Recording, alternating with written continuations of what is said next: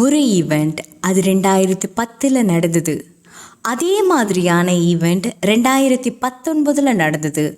அதே போல் அச்சு அசல் மாறாமல் ஒரு ஈவெண்ட் 2024 நவ் டேஸில் இன்றைக்கி நான் ஃபேஸ் பண்ணிகிட்ருக்கேன். திரும்ப திரும்ப ஒரே ஈவெண்ட் நடந்துக்கிட்டே இருக்கு என்னுடைய வாழ்க்கையில். திரும்ப திரும்ப பிரேக்கப் ஆகுது. திரும்ப திரும்ப மோசமான பிஹேவியர் இருக்கக்கூடிய நபர்கள் என் வாழ்க்கையில் வராங்க.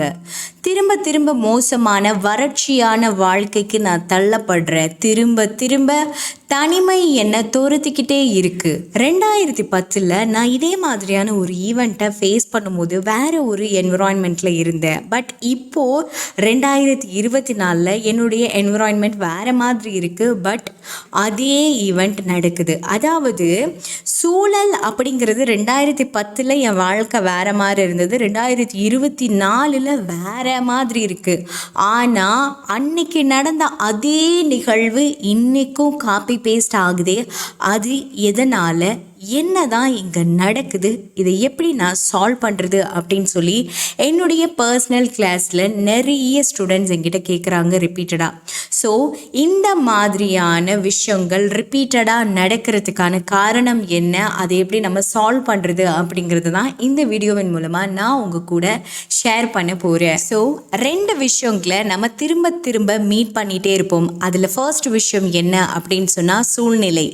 2வது விஷயம் என்ன அப்படின்னு சொன்னால் மனிதர்கள்.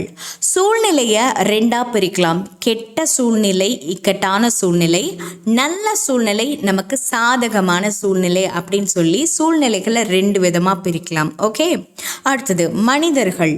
நல்ல மனிதர்கள், மோசமான மனிதர்கள். ஏண்டா இவனை போய் மீட் பண்ணேன் அப்படின்னு யோசிக்கிற வகையில் இருக்கக்கூடிய மனிதர்கள். ஸோ பாருங்க, சூழ்நிலை நல்ல விதமாக இருந்தாலும் சரி, கெட்ட விதமாக இருந்தாலும் சரி, மனிதர்கள் நல்லவங்களா இருந்தாலும் சரி, கெட்டவங்களா இருந்தாலும் சரி, இது 2மே இன்க்ளூட் ஆகும். ஏன்னா திரும்ப திரும்ப காப்பி பேஸ்ட் பண்ணக்கூடிய அந்த ஃபார்முலாக்குள்ள இந்த 2 விஷயமுமே உள்ளடங்கும்.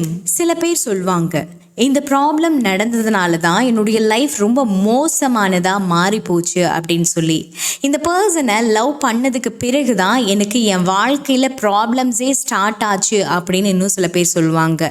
இன்னும் சில பேர் மேரேஜ் ஸ்டார்ட் ஆகும் பொழுது நல்லா தான் நடிச்சிட்டு இருந்தாங்க, எனக்கு அப்போவே டவுட் இருந்தது, பட் இப்போது முழுக்க முழுக்க அவங்களுடைய ரியல் ஃபேஸ் அப்படிங்கிற வெளியே வந்துடுச்சு, இப்போ என்னோட வாழ்க்கையே இக்கட்டான ஒரு விஷயத்தில் மாட்டிக்கிச்சு அப்படின்னு சொல்கிறவங்க ஒரு பக்கம். இன்னொரு பக்கம் பார்த்தீங்க அப்படின்னா, இந்த இடத்துல நான் ஒர்க் ஜாயின் பண்ண பிறகு தான் என்னுடைய லைஃப் கலர்ஃபுல்லாக மாறிடுச்சு, அவளை பார்த்ததுக்கு பிறகு தாண்டா மச்சான் என் வாழ்க்கை ரொம்ப பிரகாசமாக மாறிச்சு. அவளை நான் என் வாழ்க்கையில் பார்க்குறதுக்கு முன்னாடி வரைக்கும் நான் ஒரு அன்லக்கி பர்சன்னு நினச்சிட்டு இருந்தேன். பட் அவள் என் லைஃப்பில் ஒரு ஃபயர் மாதிரி வந்தா, மின்னல் மாதிரி வந்தா, என் லைஃபே ரொம்ப கலர்ஃபுல்லாக மாறிடுச்சு, இப்போ என் வாழ்க்கை ரொம்ப சூப்பராக இருக்குது, நான் டாப்பில் இருக்கேன் அப்படின்னு சொல்கிறவங்க ஒரு பக்கம். இன்னொரு பக்கம், கொடைக்கானல் போயிட்டு வந்தேன், கொஞ்சம் மனசு கஷ்டமாக இருக்கேன்னு கொடைக்கானல் போயிட்டு வந்தேன். பட் அங்கே போயிட்டு வந்ததுக்கு பிறகு என்கிட்ட இருந்த எல்லா ப்ராப்ளம்ஸையும் நான் சால்வ் பண்ணிட்டேன் அப்படின்னு சொல்கிறவங்க. ஸோ அதனாலேயே ப்ராப்ளம்ஸ் அப்படின்னு ஒன்று வருது அப்படின்னாலே, போன தடவை கொடைக்கானலுக்கு எந்த வருஷம் எந்த டேட்டில் போனாங்களோ அதே டேட்டில் அதே மாதிரியான ஒரு மாதத்தில் தான் அவங்களுக்கு ப்ராப்ளம்ஸ் வரும். இப்போ ஒரு எடுத்துக்காட்டுக்கு, மார்ச் மாதம் 10ஆம் தேதி ஒரு ப்ராப்ளம் வருது அப்படின்னா, ஏதோ தெரிஞ்சோ தெரியாமலையோ ஃப்ரெண்ட்ஸ் கூப்பிடுறாங்க அப்படிங்கிறதுக்காக கொடைக்கானல் போயிடுறாங்க. ஆனால் கொடைக்கானல் போயிட்டு வந்த உடனே மார்ச் 15ஆம் தேதியிலிருந்து அவங்களோட லைஃப் பார்த்திங்கன்னா ரீஸ்டார்ட் பண்ண மாதிரி இருக்கும். ஆஹா, கொடைக்கானல் போகிறதுக்கு முன்னாடி வரைக்கும் நிறைய ப்ராப்ளம்ஸ் இருந்துச்சு, இப்போ கொடைக்கானல் போயிட்டு வந்ததுக்கு பிறகு சூப்பராக இருக்கே அப்படின்னு அவங்களுக்குள்ளே ஃபிக்ஸ் பண்ணியிருப்பாங்க. அப்போது மார்ச் 15லேருந்து அடுத்த வருஷம் மார்ச் 10 வரைக்குமே வாழ்க்கை ஓரளவுக்கு நல்லா தான் போயிட்டுருக்கும். இவங்க எப்படி ப்ரோக்ராம் பண்ணாங்களோ, மார்ச் 10 அப்படின்னா ப்ராப்ளம் வந்துருந்துச்சு அப்படின்னு, அதே மாதிரி கொஞ்சம் கொஞ்சமாக மார்ச்சுக்கு பிப்ரவரியிலேருந்து, அதாவது ஜனவரியிலே ஸ்டார்ட் ஆகிடும்னு வச்சுக்கோங்க, ஜனவரியிலேருந்து பிப்ரவரி மார்ச் போகும்போதெல்லாம் ரொம்ப இக்கட்டாக ரொம்ப போரிங்காக இருக்கும், ரொம்ப ஸ்ட்ரெஸ்ஃபுல்லாக இருக்கும் அவங்களுடைய லைஃப். அப்போது அவங்க புரிஞ்சுப்பாங்க, ஓகே இந்த வருஷம் மார்ச் வந்துடுச்சு கரெக்டாக, போன வருஷமும் அதே மாதிரி தான் ப்ராப்ளம் வந்துச்சு, இந்த வருஷமும் வந்துருச்சு. அதனால் இந்த தடவை நம்ம மூணார் போகலாம், ஏலகிரி போகலாம், கேரளா போகலாம், ஊட்டி, கொடைக்கானல், ஏற்காடு இப்படியெல்லாம் போயிட்டு வரலாம், ஸ்ட்ரெஸ் பஸ்டராக இருக்கும் அப்படின்னு சொல்லி அவங்களுக்குள்ளே ஒரு ப்ரோக்ராமிங் சிஸ்டத்தை போட்டுருவாங்க. ஓகேங்களா? ஆனால் இதில் இருக்கக்கூடிய ரொம்ப முக்கியமான விஷயம் என்ன அப்படின்னு சொன்னால், போன வருஷம் ஒர்க் பண்ண ஆஃபீஸ் வேற ஒரு கம்பெனியில் வேலை செஞ்சுருப்பாங்க. ஆனால் இப்போ வேலை செய்கிற கம்பெனி வேறையாக இருக்கும். ஓகேங்களா? அந்த கம்பெனி வேறு, இந்த கம்பெனி வேறு. ஆனாலும் அவங்களுக்குள்ளே பாருங்கள், அந்த டேட் படி அந்த மாதம் வந்துருச்சா ஓகே ப்ராப்ளம் ஸ்டார்ட் ஆகிடும் அப்படிங்கிறது அவங்களுக்குள்ள ப்ரோக்ராம் ஆகிடும். அதே மாதிரி அவங்க ட்ரிப் போவாங்க. ட்ரிப் போயிட்டு வந்த உடனே அவங்க ரொம்ப கம்ஃபர்டபுளாக ஃபீல் பண்ணுவாங்க. இது எத்தனை பேர் எக்ஸ்பீரியன்ஸ் பண்ணியிருக்கீங்க அப்படிங்கிறத கீழே கமெண்ட் பாக்ஸில் ஷேர் பண்ணுங்கள். இன்னும் சில பேர்லாம் சொல்லுவாங்க, ஒரு 4-5 வருஷத்துக்கு முன்னாடி இதே மாதிரியான ஒரு தனிமையில் நான் தள்ளப்பட்டேன். அப்போ நான் தனிமையாக இருக்கும் பொழுது ஒரு நபர் எனக்கு ஃப்ரெண்டாக வந்தாங்க. அதுக்கு பிறகு கொஞ்சம் கொஞ்சமாக நான் மூவ் பண்ணுறதுக்கு அது கொஞ்சம் ஹெல்ப்ஃபுல்லாக இருந்துச்சு. அதுக்கு அவங்க அந்த ஒரு பர்சன் தனிமையாக இருக்கும்போது வந்த ஒரு பர்சன் எனக்கு ஸ்ட்ரெஸ் பஸ்டராக இருந்தாங்க அப்படின்னு சொல்லுவாங்க. இப்போ அவங்க அதே மாதிரி தனிமை வந்துடும். இப்போவும் அவங்க அப்படி ஒருத்தவங்க வருவாங்கன்னு வெயிட் பண்ணுவாங்க. அதே மாதிரி யாராவது ஒருத்தவங்க வருவாங்க, இவங்களுக்கும் ஸ்ட்ரெஸ் வந்து உடைய ஆரம்பிக்கும். ஸோ இது ஏன் இப்படி நடக்குது? நல்ல விஷயமும் நடக்குது ரிப்பீட்டடாக, கெட்ட விஷயமும் நடக்குது. ஆனால் ஒரே மாதிரி தான் நடக்குது. அது ஏன் நடக்குது அப்படின்னு சொன்னால், உங்கள் எல்லாருக்குமே புரிகிற மாதிரி ஒரு எடுத்துக்காட்டுக்கு சொல்கிறேன். இப்போது நீங்கள் ஒரு ரூமில் ஒர்க் பண்ணிகிட்ருக்கீங்க. ஓகேங்களா? ஒர்க் பண்ணுற அந்த பிளேஸில் இருக்கக்கூடிய மொபைல், கடிகாரம், டைம் பார்க்கக்கூடிய எந்த விதமான எக்யூப்மெண்ட்ஸும் இல்லாமல் எல்லாத்தையும் நாங்கள் வெளியில் எடுத்துகிட்டு போயிடுறோம். நீங்கள் பாட்டுக்கு அந்த ரூமில் வேலை பார்த்துட்ருக்கீங்க. ஜன்னல் எல்லாத்தையும் க்ளோஸ் பண்ணிடுறோம். ஓகேங்களா? இப்போ நீங்கள் பாட்டுக்கு ஒர்க் பண்ணிகிட்ருக்கீங்க. உங்களுக்கு ரெகுலராக ஒர்க் முடியக்கூடிய நேரம் பார்த்தீங்கன்னா ஒரு 7 மணின்னு வச்சுக்கலாம். ஓகேங்களா? இப்போ உங்ககிட்ட வந்து காலையில் 10 மணிக்கே நாங்கள் எல்லாத்தையும் கலெக்ட் பண்ணிடுறோம். செல்ஃபோன் கிடையாது, டைம் பார்க்குறதுக்கு வாட்ச் கிடையாது, அல்லது பார்த்திங்கன்னா சிஸ்டம்லேயும் டைம்லாம் காட்டுறது கிடையாது. இந்த மாதிரி எதையா ஒன்று வச்சுடுறோம். நீங்கள் பாட்டுக்கு அந்த ரூமில் ஒர்க் பண்ணிகிட்ருக்கீங்க. ஜன்னல் கதவுகள் எல்லாத்தையும் மூடியாச்சு. உங்களுடைய நீங்கள் வெளியில் போக வேண்டிய டைம், அதாவது ஆஃபீஸ் விட்டு வெளியில் போக வேண்டிய டைம் பார்த்திங்கன்னா ஒரு 7 o'clock அப்படின்னா, நீங்கள் இப்போ எந்த டைமும் பார்க்க மாட்டீங்க. இருட்டாயிடுச்சா, இருட்டாகலையா, ஈவினிங்காக, மதியமாக, சூரிய வெளிச்சமாக, எதையுமே நீங்கள் பார்க்காம இருந்தாலும் கூட கரெக்டாக நீங்கள் 7 மணிக்கு அந்த சீட்டை விட்டு எழுந்திரிச்சிருவீங்க. அந்த ரூமை விட்டு வெளியில் போகிறதுக்கு நீங்கள் ரெடி ஆகிடுவீங்க. எக்ஸ்பீரியன்ஸ் எத்தனை பேர் பண்ணியிருக்கீங்க? நல்லா யோசிச்சு பதில் சொல்லுங்கள். கண்டிப்பாக 40 வயசுக்கு மேலே யாரெல்லாம் இருக்கீங்களோ அவங்க எல்லாருமே வாழ்க்கை இந்த அளவுக்கு நோட்டீஸ் பண்ணியிருப்பீங்க. சும்மா இந்த மேலோட்டமாக வாழ்ந்தவங்களாலலாம் இதை ஈஸியாக சொல்ல முடியாது. கரெக்டுங்களா? ரொம்ப நுணுக்கமாக தன்னோட வாழ்க்கையை, தன்னோட ஸ்கின்னை, நம்மளுடைய என்விரான்மெண்ட்டை எல்லாத்தையுமே நுணுக்கமாக கவனிச்சவங்களால் மட்டும்தான் இதற்கான ஆன்சரை கொடுக்க முடியும். எத்தனை பேர் எக்ஸ்பீரியன்ஸ் பண்ணியிருக்கீங்கிறத கீழே கமெண்ட் பாக்ஸில் ஷேர் பண்ணிங்க, நான் படிப்பேன். காரணம் என்ன அப்படின்னு சொன்னால், இப்போ நீங்கள் கேரளாவில் இருக்கீங்க, அல்லது கோயம்புத்தூரில் இருக்கீங்க, அல்லது மதுரையில் இருக்கீங்க, திருச்சியில் இருக்கீங்க, திருவண்ணாமலை, விழுப்புரம், சேலம் அல்லது சென்னை, எங்கே வேணால் இருக்கிறீங்க. ஓகேங்களா? இல்லை குளுமணாலியில் கூட இருக்கீங்க. ஓகேவா? ஆனால் உங்களால் அந்த வெதரை ஃபீல் பண்ண முடியும். இப்போது குளுமணாலி ரொம்ப உங்களால் ஈஸியாகவே ஃபைண்ட் அவுட் பண்ண முடியும். ஓகே, ஜில்லுன்னு இருக்குப்பா, ஆஹா பனிப்பனியாக இருக்குப்பா, ஊட்டியா, ஆஹா குளிருதுப்பா, கொடைக்கானலா இப்படி குளிருதுப்பா அப்படின்னு உங்களால் கண்டுபிடிச்சிட முடியும். ஓகேங்களா? ஆனால் நம்ம பூமி பரப்பில் வாழ்ந்துட்டுருக்குறோம் இல்லையா? கோயம்புத்தூர், கேரளா அண்ட் சேலம், விழுப்புரம், கிருஷ்ணகிரி, சென்னை, இந்த மாதிரி மதுரை, இந்த மாதிரி பரப்பளவில், அதாவது பூமியோடைய மேற்பரப்பளவில் நம்ம வாழ்ந்துட்டுருக்கோம் இல்லையா? இங்கே இருக்கும் போதே எத்தனை பேரால் அந்த வெதரை ஃபீல் பண்ண முடியுது? நல்லா யோசிச்சு பாருங்கள். எனக்கெல்லாம் பார்த்தீங்கன்னா, நான் கோயம்புத்தூர்லேருந்து சேலத்துக்கு நுழையும் போது நான் தூங்கிட்டு இருந்தேன்னா கூட, ஓகேங்களா, காரில் தூங்கிட்டு இருந்தேன், ஏசியெல்லாம் எதுவுமே போட மாட்டேன், எனக்கு ஏசி பிடிக்காது. ஸோ போயிட்டு இருக்கும்போது கூட அந்த இடத்துல ஓகே ரீச் பண்ணிட்டோம் அப்படின்னு சொல்லி நான் எழுந்திரிச்சிருவேன். புரியுதுங்களா? சேலத்தை நான் கிராஸ் பண்ணும்போது, அதுக்குள்ளே நுழையும் போதே பார்த்தீங்க அப்படின்னா அந்த பவானி இருக்கும் இல்லையா? கோயம்புத்தூர்லேருந்து சேலம்க்கு போகிறதுக்கு இடையில பவானி இருக்கும். ஸோ அதை நம்ம தாண்டி சேலம்குள்ளே நுழையும் போதே என்னால் ஓகே சேலம்குள்ளே நுழைஞ்சாச்சு அந்த மாதிரியான ஒரு வெதரை ஃபீல் பண்ண முடியும்.